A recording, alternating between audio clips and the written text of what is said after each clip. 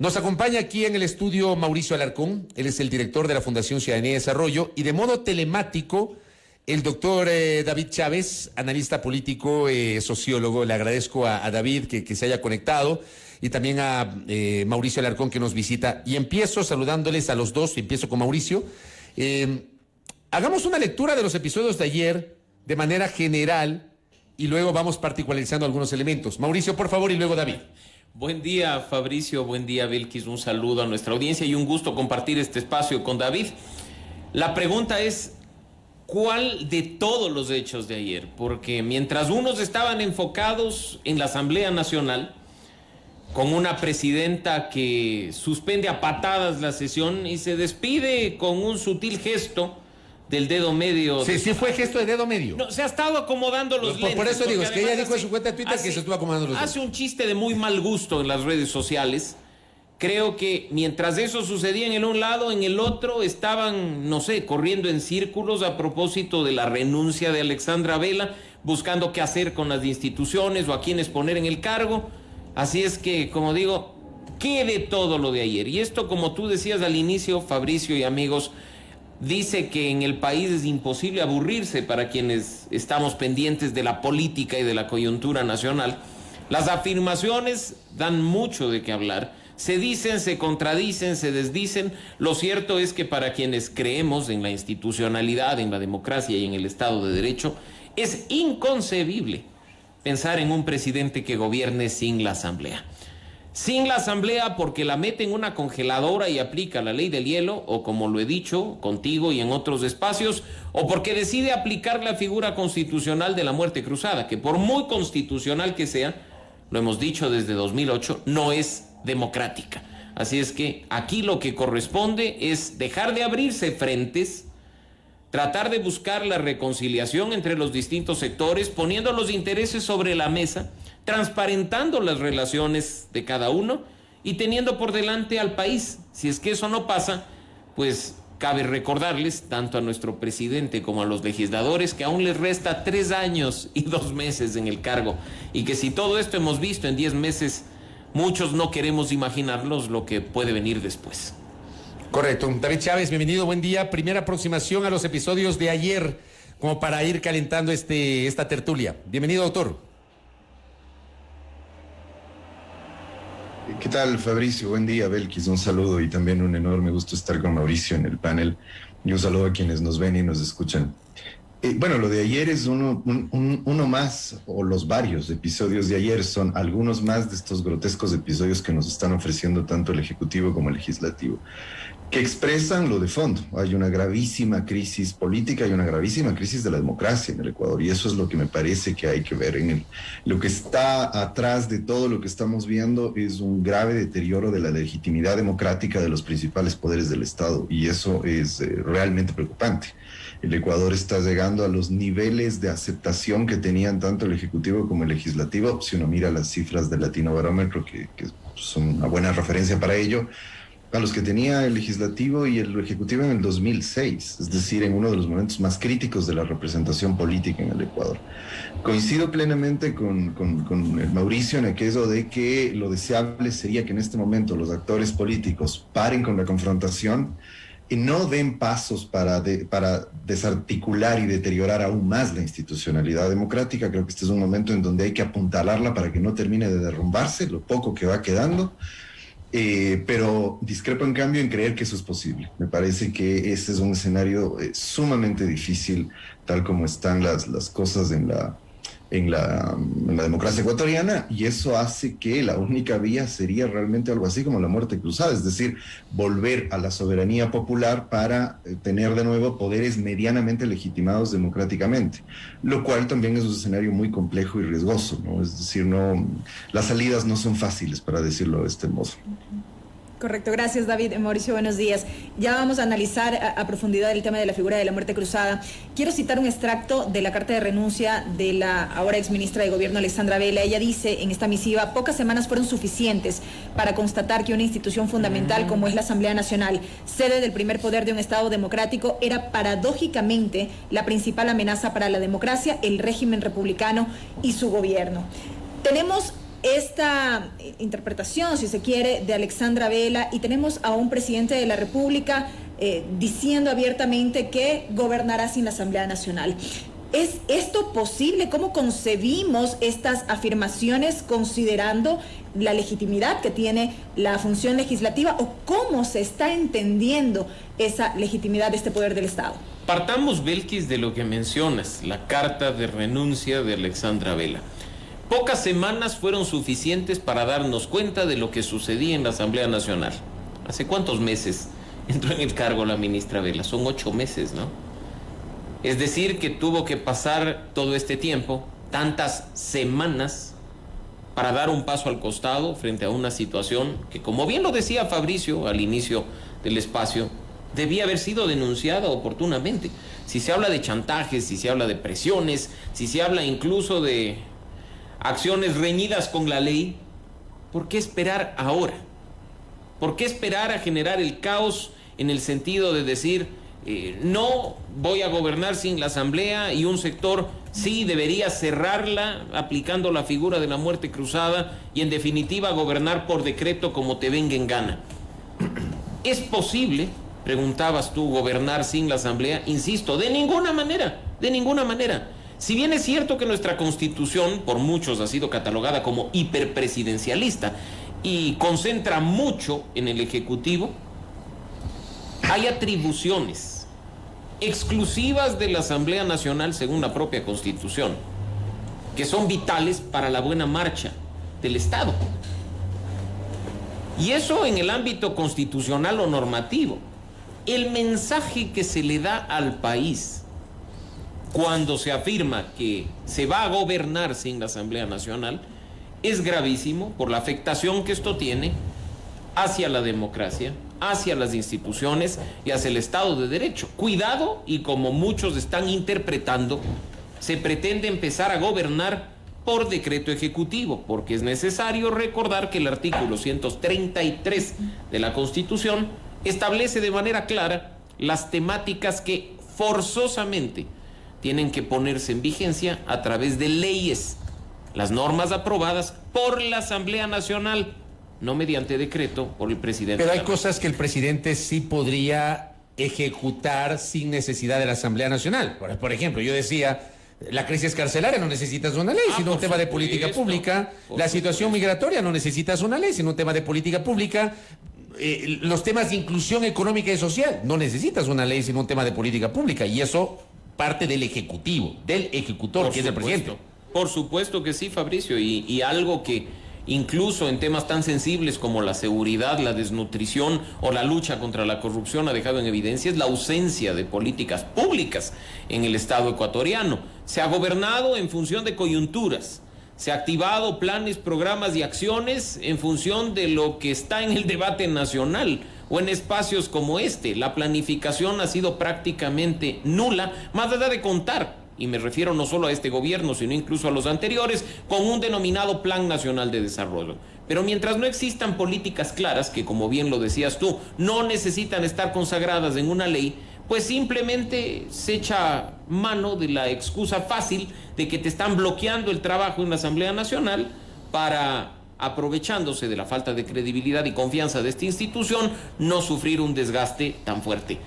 Pero, ojo, políticas públicas sí. Intentar poner en vigencia normas por la vía de los decretos ejecutivos, de ninguna manera.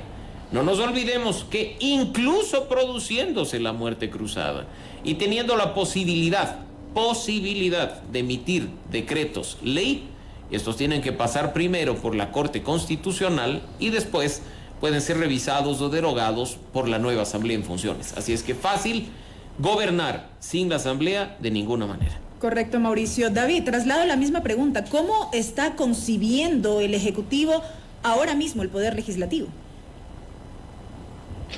Bueno, para el Ejecutivo es un obstáculo, pero me parece que eso tiene una razón de fondo, que es lo que ustedes han acabado de mencionar, de referir, y es en qué medida el Ejecutivo está dispuesto a gobernar en el marco de la Constitución. Lo voy a decir de esa manera. no solo porque diga que, de hecho, coincido nuevamente con Mauricio, es la sola insinuación de voy a gobernar sin la Asamblea y ya nos está dando un mensaje muy equivocado de parte del Ejecutivo sobre cómo mira las condiciones democráticas básicas para el ejercicio del poder. Pero más allá de eso, me parece que este conflicto político, que además tiene una continuidad, porque es lo mismo que ocurría con Moreno, creo yo que tiene una causa fundamental. La derecha quiere gobernar pasándose por encima de la Constitución, y ese me parece que es el problema. Efectivamente, el Ejecutivo, si decidiría saber que aquí hay un marco constitucional, legal, institucional, que fue construido con una gran legitimidad democrática en el gobierno anterior a la derecha, quiero decir, habría que respetar eso, porque no tienen la legitimidad democrática ni nadie los ha elegido para cambiar totalmente el modelo y cambiar el marco constitucional. Desde Trujillo en adelante se está tratando de hacer un bypass a la Constitución y a los marcos legales, al modelo de desarrollo, al modelo político, y eso fue precisamente lo que ocurrió con la última ley. La última ley lo que quería era torcer la Constitución para poder llevar adelante su programa neoliberal. El problema es que si la derecha no termina de entender que ni el marco constitucional, ni el diseño institucional de los últimos años, etcétera, etcétera, abona para un modelo neoliberal y que para eso deberían acumular la suficiente fuerza política para llamar a una nueva constituyente, para volver a una constitución neoliberal o algo parecido, esta situación de crisis y de confrontación continuará, porque no hay allí el más mínimo sentido democrático en la relación con los otros actores políticos y con las otras posiciones políticas y político-ideológicas que además son mayoritarias en el Parlamento. El conflicto al final para mí se explica por este intento permanente de poner entre paréntesis la Constitución, el marco constitucional y el modelo económico, político, etcétera, que ese marco constitucional estableció. Ahora bien, yo recibo un mensaje, y me quedo con David Chávez y luego con Mauricio. Recibo un mensaje y le envío un abrazo a uno de nuestros oyentes, al jurista Gustavo Chiriboga. Dice: gobernar sin asamblea es constitucionalmente imposible. Políticamente es irreal porque eso implicaría que el Ejecutivo cargue con todo el peso político de los aciertos y errores, y dudo mucho que en la práctica eso ocurra. ¿Cómo ve esta reflexión, David Chávez? Bueno, pues estoy de acuerdo, es decir, realmente es un absurdo pensar que no se va a poder, que se puede gobernar sin la Asamblea. El problema no es tanto gobernar o no con la Asamblea, es gobernar dentro de qué parámetros y en base a qué acuerdos. Es decir, insisto en que va a tener el rechazo por las razones que fuesen de la Asamblea si el gobierno insiste en continuar lo que ya dejó iniciando Moreno, que tenía una Asamblea favorable, que es un agresivo modelo neoliberal que está desmantelando el marco institucional, constitucional, etcétera, que quedó establecido con anterioridad. Me parece que es legítimo querer cambiarlo. Lo que no es legítimo es hacerlo por vías antidemocráticas. La Asamblea ha sufrido el deterioro que tiene precisamente por la forma en que el gobierno ha establecido los parámetros de la negociación. Ahora sabemos que son por lo menos opacos, y por los chantajes y las presiones a las que ha sometido a la Asamblea Nacional. No olvidemos que ha habido ocasiones en donde, como lo está haciendo en este preciso momento de nuevo, todo el aparato mediático y judicial que el gobierno utiliza, cosa que también ocurría desde el tiempo de Moreno, se les ha lanzado encima a ciertos asambleístas y a ciertos bloques de asambleístas para lograr alineamientos. Claro, del otro lado tampoco es que han sido unas pobres víctimas de lo que ha ocurrido, han entrado en esas negociaciones turbias, han caído en estos juegos de chantaje. Y me parece que si seguimos operando con esos modelos, con esos mecanismos, antidemocráticos, no muy claros, no muy transparentes, la única opción será el deterioro. Y si el gobierno se sigue encerrando políticamente, sabiendo que es un gobierno que no tiene un bloque importante en la Asamblea, sabiendo una cosa que no habría que olvidar, que no habría que dejar de tener en cuenta, sabiendo que fue un gobierno que en primera vuelta electoral apenas obtuvo el 20% de los votos. Y que en la segunda vuelta ganó apenas con el 4% de los votos. Si el gobierno no tiene en cuenta todos estos condicionamientos y quiere gobernar como si tuviera un apoyo de 80% y un bloque de 100 asambleístas en el Parlamento, me parece que vamos a seguir profundizando esta situación de crisis. Correcto, Mauricio. ¿Se veía venir lo que está pasando ahora mismo en la Asamblea Nacional con esta atomización de las organizaciones políticas en este periodo? No hay una atomización de las fuerzas políticas. Ese era un mito, Belkis, que se trató de infundir o difundir en la primera vuelta electoral se decía, va a haber mucha fragmentación. Lo cierto es que no la hay. Si tú revisas cuántas bancadas, además de los grupos independientes hay en la Asamblea Nacional, se cuentan con los dedos de una mano. Así es que no hay nada de que... Tenemos UNES, Pachacutic, Socialcristianos y D, que son bancadas propiamente dicha, más creo que tuvo que hacer bancada con independientes. Por eso se cuentan con los dedos de una mano, así es que fracción no hay. Pero, o sea, no es que tenemos 10 grupos políticos ahí. Ni tenemos tampoco esa fragmentación que ya vimos en periodos anteriores, en las que un partido con 2 legisladores tiene capacidad para negociar toda la mayoría de la Asamblea Nacional. Incluso a llegar a la presidencia de la República. Lo cierto es que en este caso, ¿qué de nuevo hay cuando en febrero, después de la primera vuelta, David ya lo ha dicho, el presidente de la República sabía que entraba a la pelea por la presidencia sin haber alcanzado ni siquiera el 10% de las curules de la Asamblea Nacional? 12 legisladores propios. Desde ese momento tenía que empezar a trabajar, no en acuerdos para llegar a Carondelet, sino en acuerdos integrales para, una vez alcanzado el palacio, lograr la gobernabilidad en beneficio del país.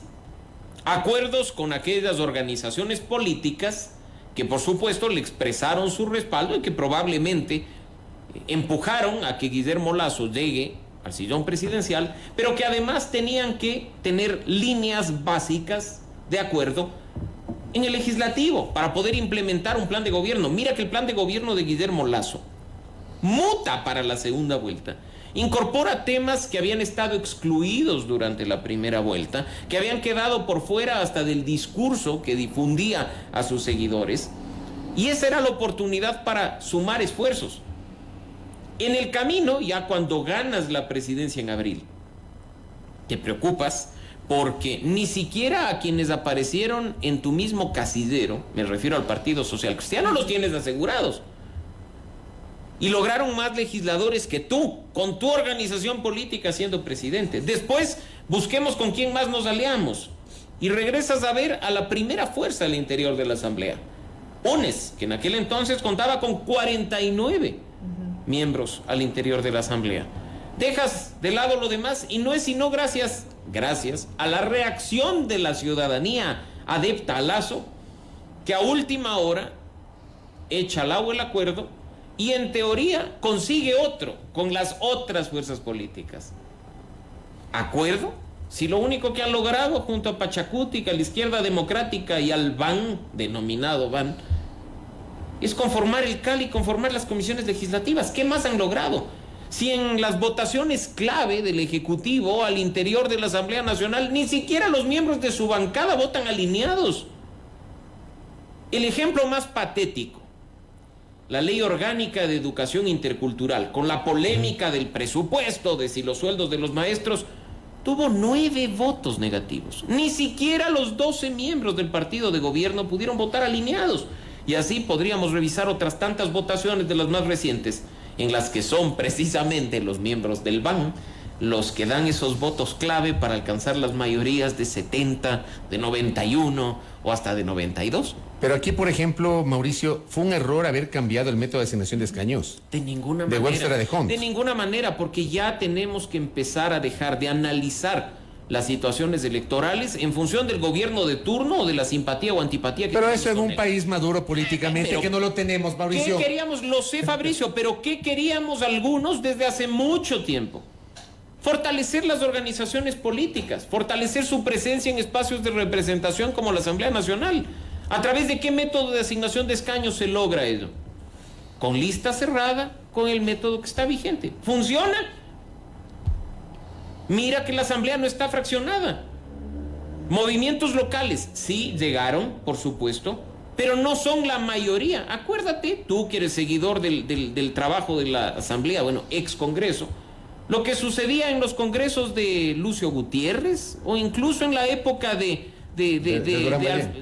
bueno, Durán Ballén es un ejemplo hasta más patético porque teníamos las elecciones de medio término. Claro, recordarás tú, donde todo se te viraba. Y en el año 94 tuvimos un bloque de independientes, pero tremendo, independientes entre comillas, gente que llegó auspiciadas por partidos y que luego dejó, y según denuncia era que en el año 95 se dedicaron a extorsionar al gobierno de Durán Ballén. ¿Y qué pasó en esta asamblea? Antes de entrar en funciones del 14 de mayo ya tuvimos un camisetazo. En el segundo bloque más fuerte, Pachacutic. Y ese camisetazo es de Pachacutic al van. Y después se van produciendo otros tantos. 10 meses en los que hemos visto probablemente una asamblea de las peores, no por su conformación ni por sus pugnas, sino por la forma en la que actúan sus integrantes. Correcto. David Chávez, ¿el problema es el método? Le pregunto. ¿Usted coincide en que no tenemos una asamblea fraccionada y que el problema no es el método, David? No, evidentemente, yo también coincido con esto de que la fragmentación fue más un golpe de efecto para generar ciertas consecuencias políticas en la segunda vuelta, pero no, más bien lo que se consolidaron fueron 3, 4 fuerzas políticas, digan ustedes 5 y ya, lo cual es saludable. Efectivamente es bueno que no haya estos pequeños y micropartidos regados por toda la asamblea.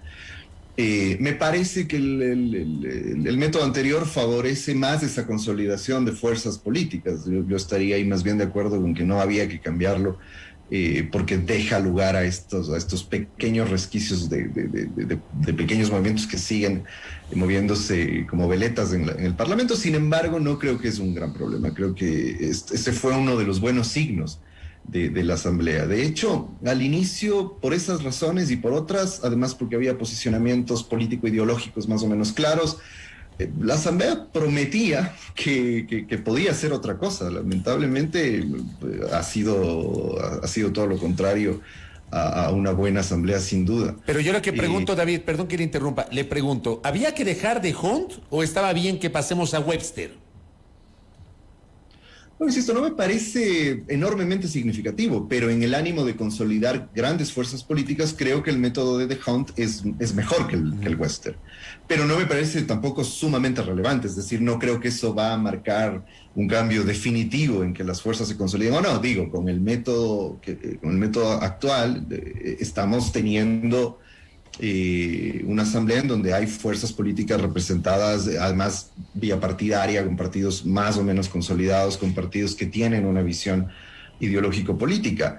Pero eso nos plantea un problema de fondo también. Es decir, mucho de la discusión que se hace en el debate público se centra en cuáles son los diseños institucionales y este ideal de la democracia liberal, de que partidos fuertes, etcétera, funcionan y es lo deseable para la democracia. Esta asamblea sería una buena demostración de que eso parece no ser tan así. Es decir, hemos tenido una asamblea muy fragmentada, con maquinarias electorales regadas por todas partes y con pequeñas representaciones, y ahora tenemos a fuerzas políticas, lo cual es inédito en un buen tiempo en el Parlamento ecuatoriano, pero la asamblea opera más o menos de la misma manera, y me parece que esto tiene que ver más bien con cómo los poderes reales en el país piensan la política y lo profundamente antidemocráticos que son, particularmente las élites, porque me parece que aquí esa es una responsabilidad que hay que señalar. Las élites están en el poder, se tomaron el poder entrándose por la ventana con Moreno, ahora alcanzaron cierta legitimidad democrática, más bien precaria, más bien débil, y están tratando de imponer a marchas forzadas su proyecto. Insisto, me parece que el problema de fondo es ese, más allá de los métodos de asignación, el diseño institucional, etcétera. Si seguimos teniendo unas élites que velan solo por sus intereses particulares, incapaces de tener un proyecto nacional, cosa que ha sido histórica en las élites ecuatorianas, salvo alguna que otra excepción, va a ser muy difícil que la política funcione de otra manera. David, me quedo con usted y para entrar en el terreno de la muerte cruzada, mucho análisis ha existido en los últimos días, en las últimas horas, sobre si le es conveniente o no al gobierno aplicar la figura de la muerte cruzada. Y yo pregunto, desde lo que hemos podido ver y dada la coyuntura, ¿el gobierno tiene claro hacia dónde va? ¿Tiene claro qué es lo que quiere implementar? ¿Qué dice usted? Absolutamente claro. El gobierno sabe absolutamente lo que quiere. Eso ocurría, insisto, también ocurría con Moreno. Ya hay un mismo proyecto que ahora está teniendo continuidad. Las élites de este país saben muy bien lo que quieren. O sea, quieren un país para sus negocios, un país excluyente, con escasa democracia. Ese es su proyecto. Aquí, digamos, hay que salir de aquel mito de no tienen proyecto, no saben a dónde van. Saben perfectamente a dónde van. El problema es que el lugar al que quieren llegar demanda de niveles de autoritarismo y falta de democracia, es decir, de caminos no muy democráticos, vamos a decirlo así, que están dispuestos inclusive a tomar. O sea, cuando dicen cosas como vamos a gobernar sin la asamblea, eso es lo que están evidenciando. Lo que no tienen es un proyecto democrático. Es decir, lo que no tienen es un proyecto que se base en la legitimidad democrática, que sea un proyecto incluyente, que sea un proyecto que mejore las condiciones de vida de la mayoría de la población. Todas las propuestas legales que Lazo ha presentado han estado destinadas a deteriorar y precarizar las condiciones de vida de las clases medias y los sectores populares, dentro, insisto, de un marco constitucional que garantiza todo lo contrario. Insisto en esto, a mí me parece que tienen un proyecto muy claro, lo que no tienen es un proyecto democrático, eso, y creo que esa diferencia es sustancial para entender lo que está ocurriendo políticamente. Mauricio. Recordemos quién y por qué puso la figura de la muerte cruzada en la Constitución. Usted estuvo ahí en la Constituyente, ¿no?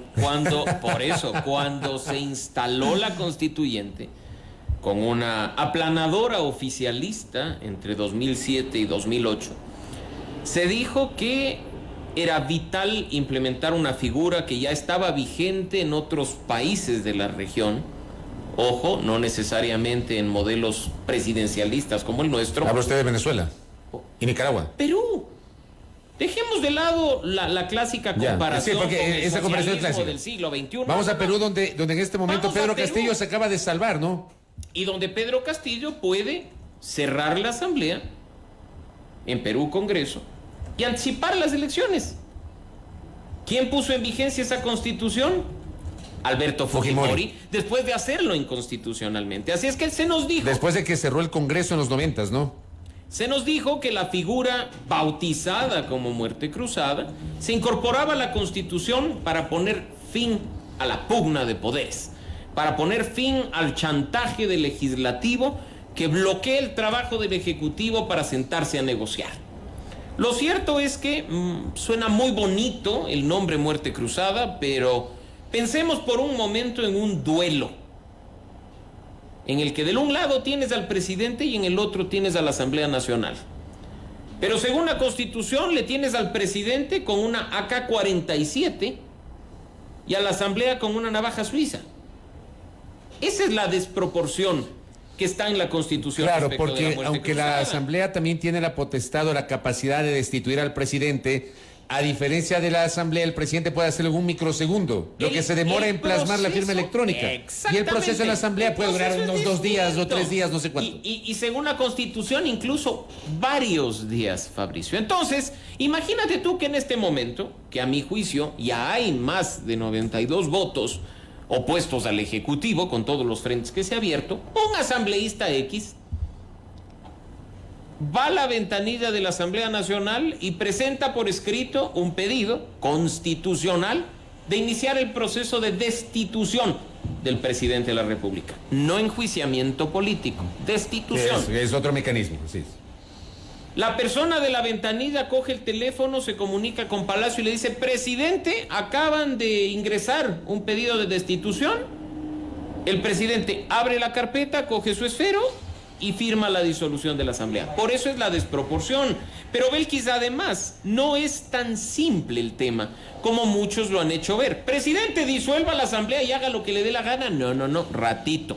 La propia Constitución establece parámetros. Por supuesto, el presidente con su sola firma puede mandar a la casa a los 137 legisladores, pero, por un lado, la facultad solo puede ser ejercida durante los 3 primeros años de gobierno. Y ustedes dirán, sí, recién está por cumplir el primero, se aplica, por supuesto. Segundo, hasta que se instale la nueva Asamblea Nacional. El presidente efectivamente puede emitir lo que se conoce como decretos leyes. Pero ojo, de urgencia en materia económica. Con el aval de la Corte Constitucional. No es que va a meter temas de seguridad o de... O temas laborales tampoco, ¿o sí? Urgencia en materia económica, primer punto. Segundo punto, previo dictamen de la Corte Constitucional.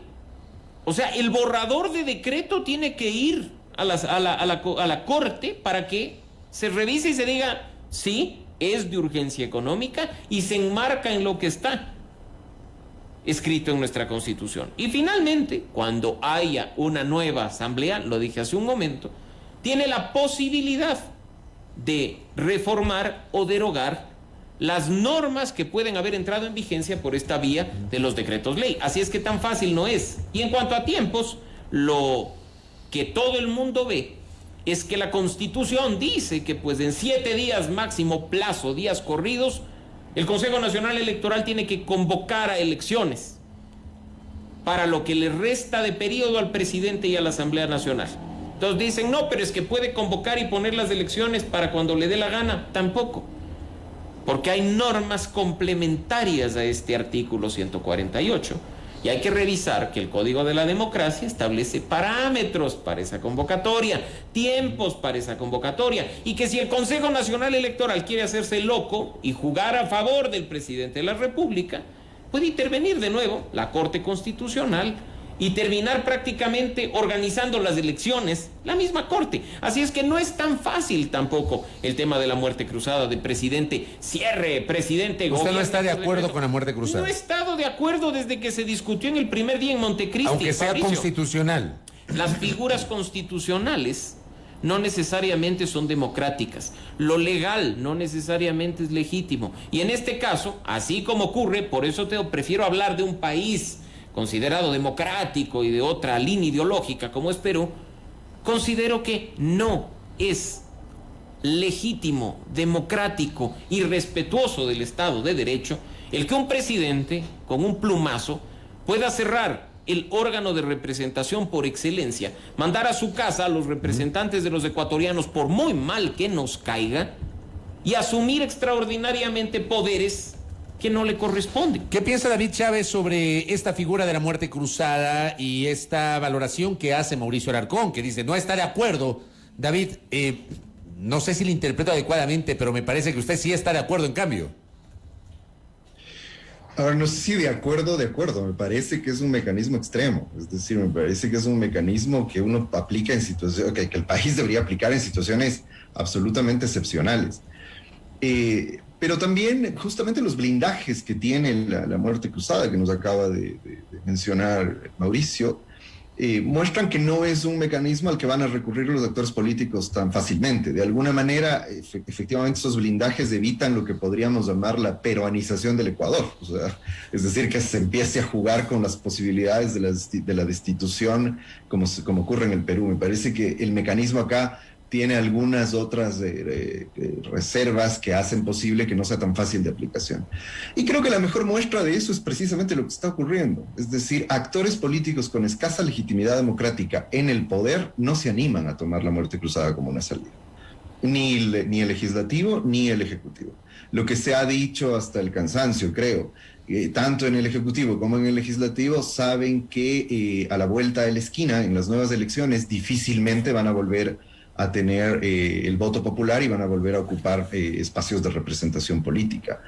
Esa falta de legitimidad democrática es más bien, creo yo, el principal blindaje para que la muerte cruzada funcione. Y en ese sentido creo que el mecanismo no es tan descabellado, en la medida en que es realmente el bloqueo de una fuerza que no tiene capacidad ni legitimidad democrática frente a otra que sí lo tiene, el que podría dar cabida a que eso ocurra. Pero en este caso se vuelve una especie de juego de suma cero, porque la deslegitimación de casi todas las fuerzas políticas hace que más bien tengan algo así como un mecanismo de destrucción mutua asegurada, como la que había en la Guerra Fría, que hace que saben que si el uno convoca el otro también, y ambos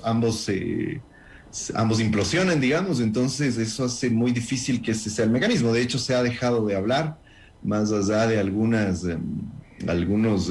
constitucionalistas y analistas y demás que estaban llamando fervorosamente a la muerte cruzada. Creo que se ha dejado de hablar de eso en esta conciencia de que no es una buena salida ni para unos ni para otros. Creo que en estas circunstancias, o sea, personalmente, creo que en circunstancias en las cuales se ha producido semejante deterioro de la legitimidad democrática, una salida como esa es válida, aunque extrema y riesgosa, indudablemente. Y yo coincido en que un presidente gobierne por su cuenta durante unos meses no es lo más democrático del mundo, pero eso permite una salida a la ausencia total de legitimidad que tienen en este momento los actores políticos, sobre todo porque no dan visos de poder empezar a reconstruir ese apoyo tratando de llegar a ciertos acuerdos mínimos. Ese me parece el principal problema, porque lo deseable sería que ocurra eso, es decir, no ir a la muerte cruzada ni a ningún mecanismo de esta naturaleza, sino que los actores políticos hagan un esfuerzo por tratar de recuperar, al menos en parte, cierta legitimidad democrática y cierto apoyo de la mayoría, o de al menos de ciertos sectores de la población y sus representaciones políticas. Pero lo que se evidencia es que no, más bien parecieran estar dispuestos a seguir hundiendo aún más la institucionalidad del país. David, me quedo con usted. Pensar entonces en una constituyente para modificar qué y qué implicaría. No sé, es que yo creo que eso es producto, podría ser posible solo en el caso de que realmente los sectores de derecha que están incómodos con el marco constitucional, institucional y se han dedicado a destruirlo en los últimos años, y eso es lo que nos tiene en esta situación de entrampamiento. Es decir, el país no funciona, las instituciones políticas, la representación política no funcionan por obra de ellos mismos. Es decir, por eso es que, de cierto modo, me parece absurdo, como en la carta a la señora Vela, verles quejándose de la situación que ellos mismos provocaron. Entonces me parece que en ese contexto las salidas políticas solo pueden echar mano de la posibilidad de ciertos acercamientos y demás, como he dicho, pero creo que no es factible, digamos, encontrar espacios de tal como están ahora las cosas, tanto en el Ejecutivo como en la Asamblea. Me parece que ahí hay complicaciones muy, muy fuertes en ambos bandos, en ambos lados, digamos, como para la posibilidad de abrir un diálogo político o alguna cosa parecida, que sería lo deseable. Correcto. Mauricio Alarcón. Tenemos un presidente que en videos de redes sociales y en entrevistas a medios de comunicación ha dicho que incluso al interior de la Asamblea Nacional hay elementos que activan prácticas corruptas para lograr objetivos personales en lugar de anteponer objetivos del país. Y más allá de yo estar en contra de la figura de la muerte cruzada, yo me pregunto si no existe una contradicción cuando, sabiendo que la Asamblea es un antro de corrupción, no la cierras. Porque si estás viendo que hay podredumbre en los miembros del legislativo, que así les denuncies en la fiscalía, tienes que pasar primero por la autorización del Pleno a propósito de la inmunidad, y que si hay espíritu de cuerpo, ninguno de esos intentos va a pasar. Cierra la Asamblea entonces, pues. Pero para mí es una contradicción. Cuidado, y resulte ser que el Ejecutivo, una vez más, aunque con menos fuerza que hace unos meses, utiliza la figura de la muerte cruzada como esa estrategia de ablandamiento para que los legisladores digan: uy, me voy a quedar sin chamba antes de cumplir el año, uy, todavía no termino de pagar mis deudas de campaña. Pero vienen hablando de eso desde septiembre, Mauricio. Claro. El propio presidente ha venido hablando de eso. Pero Fabricio, funcionó la estrategia de ablandamiento a finales del año pasado. Entonces, ¿por qué el gobierno habla de bloqueo? Porque esa parte, yo hice un comentario hoy en la mañana. Es que ahí viene el no punto. sé dónde está el bloqueo, porque solamente una ley le ha negado a la Asamblea. No es que le ha negado 5 o 10 leyes, le ha negado una ley. No, pues y además la reforma tributaria pasó con la complicidad de los que decían que estaban en contra de los impuestos. Pero pasó y está vigente. El tema es que solo le negaron un proyecto de ley, Mauricio. ¿De qué bloqueo me hablan? Y te digo, porque además es tan perverso el panorama, no sé si sean trolls, adeptos, fanáticos, que en redes sociales empiezan a circular videos con todo el desafecto que uno le puede tener a la Asamblea. Pero hay que hacer justicia y ser objetivos, en el que le echan el muerto de lo que ha pasado con la ley de extinción de dominio. ¿Cuándo se aprobó la ley de extinción de dominio? En el periodo anterior. ¿Qué tiene que ver esta Asamblea con eso? Cuando empiezan a hablar de bloqueos de leyes que se discutieron y terminaron muertas antes del 14 de mayo de 2021. Entonces, más allá de usted querer o no querer a la Asamblea Nacional, empecemos a analizar las cosas con objetividad. ¿Por qué no decir, por ejemplo, de la bendita agenda producto de la minga? ¿Qué se ha aprobado, qué no se ha aprobado? De los ejes prioritarios, ¿qué se ha hecho, qué no se ha hecho? ¿Qué ha pasado con los juicios políticos? ¿Los juicios políticos tienen buen fundamento o están solo basados en los votos y en las mayorías? Ese tipo de cuestiones hay que analizar. Y como tú bien dices, se habla de un bloqueo legislativo. Dejemos de lado el bloqueo, porque sería muy fácil ante cualquier bloqueo activar el 148 y disolver la Asamblea. Pero es que hay un costo político, ¿no? Por supuesto, hay una consecuencia. Pero yo voy a lo que les mencionaba hace un momento. Dejemos de lado el bloqueo político. Si yo sé que que tenga una asamblea infectada de corrupción, tengo dos caminos, según el marco normativo vigente. Denunciarlos a la fiscalía, denunciarlos, no mandar cartas a la fiscal, o cerrar la asamblea conforme al 148. ¿Por qué no hacer ni lo uno ni lo otro? Y además yo digo, si nos están diciendo, porque ojo, nos hablaron en plural en ese video que primero llegó por WhatsApp y después lo publicó oficialmente la cuenta de la presidencia, hospitales, ministerios, dinero en efectivo, y solo fueron 5 del mismo bloque, tengo dudas. ¿No será, presidente, que usted todavía no se anima a denunciar a los miembros de su propia bancada, que también han participado de actos de extorsión y de chantaje? Todavía intenta mantener cohesionado a esos 27, 28, 29 que en las últimas votaciones le han sido esquivos. Yo creo que es momento de que en esta relación ejecutivo-legislativo y esta pugna entre ellos se dé un baño de verdad para el país, no para ego y satisfacción personal de unos pocos. Que se nos diga con la verdad lo que está sucediendo, porque ya no pensar en más. eso, Mauricio, ya en la práctica. Es triste, y David hace un momento y cuando iniciaba la entrevista mató cualquier esperanza. Y yo digo, yo prefiero mantener vivo algo. Yo prefiero ser algo positivo frente a la realidad. Si bien es cierto, Fabricio incluso lo decía, el nivel de madurez de nuestros políticos creo que todavía nos llega ni al 1/10, pero ¿por qué no pensar que finalmente vamos a dar el paso hacia mejorar nuestra clase política? Porque incluso, y ya David lo decía, cerramos la asamblea. Y pueden pues repostularse la gran mayoría de los que hoy son legisladores. Y pueden las organizaciones políticas postular al perro y al gato porque todavía no hay filtros internos. Y pueden todavía rentar o vender partidos y movimientos al mejor postor, como lo hicieron en el periodo anterior sin que haya investigación de la Fiscalía de por medio. Ahora, analicemos y les propongo a los dos en el último tramo de esta muy interesante tertulia con Mauricio Alarcón y David Chávez la situación interna de la Asamblea, porque hemos hablado de la relación ejecutivo-legislativo y nos han puesto sus puntos de vista desde varias aristas nuestros invitados.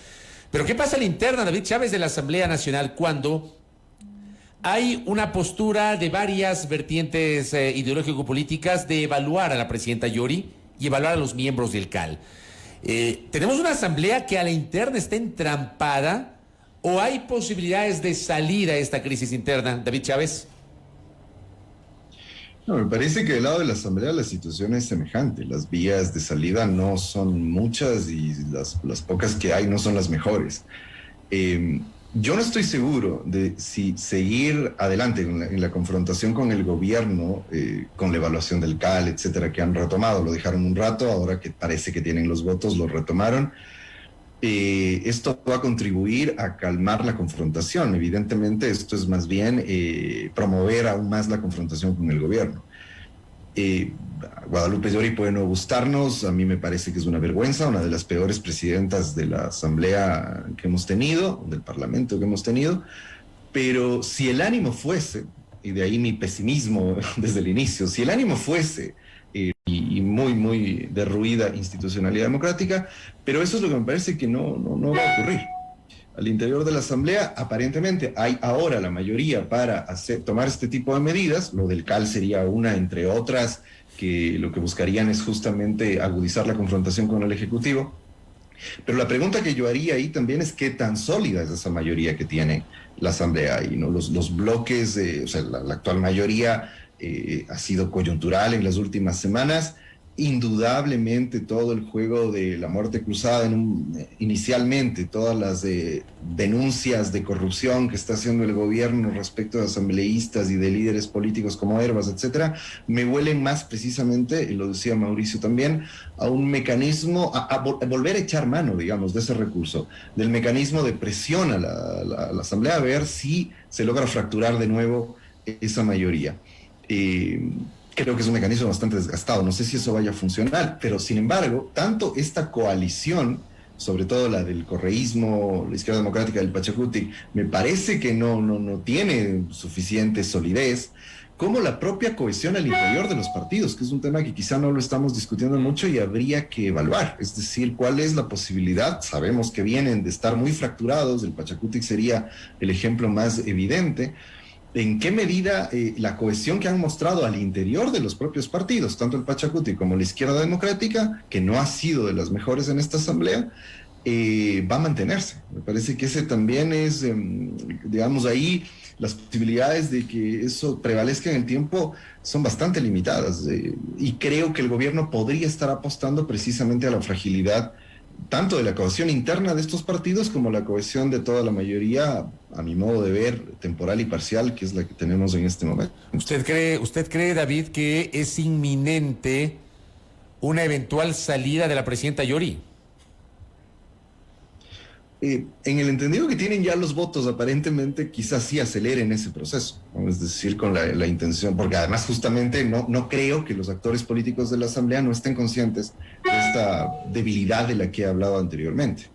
Entonces eso implica acelerar los procesos, al mal paso darle prisa, como dicen, para cumplir con sus objetivos estratégicos y políticos. Entonces, en ese escenario es muy probable que, si es que no se ha fracturado esa mayoría, apunten a destituir, a sacar de la presidencia a Guadalupe Llori. Ha sonreído Mauricio Alarcón tras la última pregunta de Fabricio. Y más que nada porque creo que David es bastante generoso cuando incluso deja abierto el uso de la palabra, la duda en cuanto a lo que pasa en la Asamblea hoy, y Fabricio, insisto, que es un conocedor del tema legislativo. Yo me atrevería a decir que no hemos visto una presidencia tan desastrosa, ni siquiera en los tiempos más bajos del Congreso Nacional, cuando teníamos al frente, recordarás tú, y con hecatombes y catástrofes, a dos personajes que ya no nos acompañan terrenalmente, Averroes Bucarán y Omar Quintana. Esas que fueron las situaciones más extremas de nuestro Congreso, no se comparan a lo que estamos viendo en este momento. Y por supuesto, de una situación tan dura al interior de la Asamblea Nacional, hay quienes intentan pescar al río revuelto. Lo sucedido el día de ayer no era posible de acuerdo con los procedimientos legislativos. Si ya había un proyecto de resolución sobre un tema en específico, de ninguna manera procedía de forma brutal el ingreso de un punto relativo a la evaluación del CAL, la comisión ad hoc y demás. O sea, simplemente si se aplicaba el procedimiento parlamentario, quedaba por fuera el tema. No tenías que recurrir a la sesión clausurada a patadas o a despedirte haciéndoles el dedo medio y aquí verán cuando reinstalan la sesión porque yo me quedo. Y tampoco voy a decir la clásica como escuchaba el día de ayer, el que nada debe, nada teme. No, sabemos que tenemos una presidencia de la Asamblea en deuda con los ecuatorianos y en deuda con sus propios integrantes. Pero llegar al caos en el que nos encontramos en este momento, llegar a estas situaciones extremas en las que ni siquiera es posible sesionar, cuando de por medio están normas importantes para el país, como la ley de libertad de expresión y de garantía de la comunicación y demás asuntos, es inaceptable. Es inaceptable. Yo creo que en este punto hay que considerar seriamente la evaluación de las autoridades, así como lo manifesté en cuanto a la muerte cruzada. Es una figura que ya forma parte de la ley orgánica de la función legislativa, cuyo procedimiento ha sido muy claramente establecido para que no ocurra lo que ocurrió en su momento con la remoción de José Serrano, donde recordarán ustedes, tuvieron que echar mano a una interpretación y a una propuesta de resolución en manos del ex asambleísta Henry Cucalón para poder actuar como se actuó. Ahora la ley establece. Eso le iba a decir, acuérdese que la ley era abierta en ese tiempo, no establecía el proceso que ahora sí establece la ley orgánica. Entonces, probablemente sí se quieran tomar el CAL por asalto porque ya tienen los votos y tienen a quienes van a entregar los cargos. Lamentablemente, democrático o no democrático, las decisiones se toman con votos. Se lo dijo cuando pasó lo del Consejo de Participación Ciudadana, se lo dice ahora. Se criticará cuando pase en el Consejo de Participación Ciudadana, cuando pase en la Asamblea Nacional. Hay que, sobre todas las cosas, mantener coherencia. Mantener coherencia en cuanto a los procesos, los procedimientos, el respeto y garantía de la norma.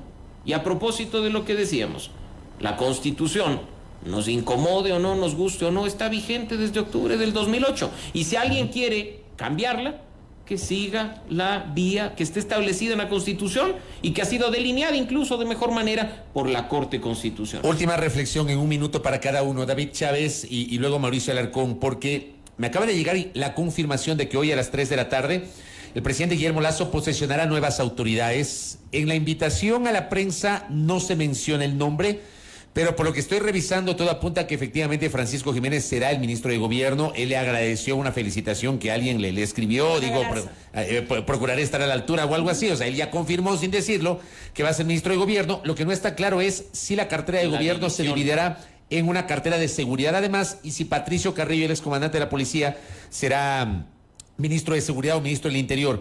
David Chávez, ¿cómo le ve este cambio de ministro de gobierno y a Francisco Jiménez? Bueno, primero ya era hora, es decir, de igual manera, realmente un concurso el que tenemos de los peores funcionarios de la historia. Y ahí Alexandra Vela ha mostrado ser de las peores ministras que hemos tenido también. Inoperante en extremo, inoperante en los temas de seguridad, inoperante precisamente en esto. La consecuencia de la crisis política, o digamos, la crisis política es consecuencia de esa incapacidad de manejo político del gobierno. Y se entendería que su principal operadora era Alexandra Vela. Entonces me parece que ya era hora para empezar. Los cambios que están anunciando no me parecen tampoco una gran solución, pero también son porque lo ideal sería que haya un refrescamiento de las líneas del gobierno, sobre todo con gente de fuera, alineada, pero de fuera, y me parece que no tienen mucho de dónde echar mano, con el agravante de que si se pone al policía Carrillo, que estuvo al mando de la policía en la represión de octubre, no creo que sea un mensaje muy democrático para el país tampoco. Mauricio. De nuevo, prefiero mantener viva la esperanza de que la división y los cambios en un ministerio tan clave como el de gobierno van a permitir limar asperezas, vencer rupturas y traerle calma a la tensa situación política que el país está viviendo en estos momentos. El agradecimiento que hace Francisco Jiménez en redes sociales, además, no es a cualquier ciudadano, es a la ex asambleísta Ana Mercedes Galarza. Así es que yo doy por sentado que al menos uno de los anuncios de las 3 de la tarde es, tras la renuncia a su curul, la posesión de Francisco Jiménez en el ministerio, llámese como se llame. Está pendiente lo que tú dices, pero un tema tan sensible como el de la seguridad tampoco puede ir a cualquier mano. El Ministerio de Gobierno, pensado en la seguridad, no puede ser un cargo político, no debe ser un cargo político, en las condiciones actuales del país, mucho menos. La gestión de la política, que en su momento se fusionó, quizá por el personaje que estaba al frente de dicho ministerio, capaz de dominarlo todo y de llegar a acuerdos, y policía, militares y todo lo demás, creo que en buena hora ha sido evaluado. Oportunamente creo que no, creo que esto debía producirse mucho antes, pero al menos digamos que nunca es tarde para enmendar, y ojalá esa corrección de errores no solo sea en el Ministerio de Gobierno, sino en otros ministerios cuyas cabezas incluso están pasando de agache durante todo este tiempo, o ejercen vocerías que hasta contradicen lo que manifiesta el presidente de la República. Cambiar un gabinete no es señal de debilidad. Cuando evalúas a tus ministros y te das cuenta que necesitas poner a personas con mayores y mejores capacidades al frente, es muestra de madurez. Así es que esperemos que eso ocurra, insisto, no solo en una cartera de Estado, sino en otras tantas que definitivamente necesitan cambio. Correcto, Mauricio. Gracias por venir, por acompañarnos. David, igualmente por conectarse. Siempre un gusto enriquecernos junto a Belkis y quien les habla, y ustedes de sus criterios para seguir alimentando el debate. Un abrazo, David Chávez. A ustedes, muchas gracias por la invitación. Gracias a Mauricio Alarcón, igualmente, muy amable, director de la Fundación Ciudadanía y Desarrollo. A ustedes, querida audiencia, para la reflexión y para el debate sobre el complejo momento político que vive el país.